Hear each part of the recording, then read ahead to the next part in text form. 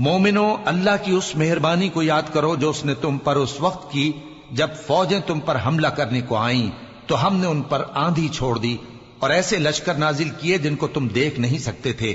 اور جو کام تم کرتے ہو اللہ ان کو دیکھ رہا ہے۔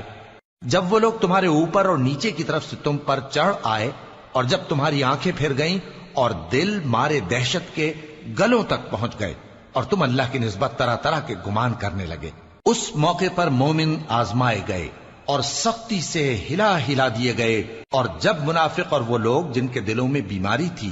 کہنے لگے کہ اللہ اور اس کے رسول نے تو ہم سے محض دھوکے کا وعدہ کیا تھا، اور جب ان میں سے ایک جماعت کہتی تھی کہ اے اہل یثرب، یہاں تمہارے ٹھہرنے کا مقام نہیں تو لوٹ چلو، اور ایک گروہ ان میں سے پیغمبر سے اجازت مانگنے اور کہنے لگا کہ ہمارے گھر کھلے پڑے ہیں، حالانکہ وہ کھلے نہیں تھے، وہ تو صرف بھاگنا چاہتے تھے۔ اور اگر فوجیں اطراف مدینہ سے ان پر آ داخل ہوں پھر ان سے خانہ جنگی کے لیے کہا جائے تو فوراً کرنے لگیں اور اس کے لیے بہت کم توقف کریں، حالانکہ پہلے اللہ سے اقرار کر چکے تھے کہ پیٹ نہیں پھیریں گے، اور اللہ سے جو اقرار کیا جاتا ہے اس کی ضرور پرسش ہوگی۔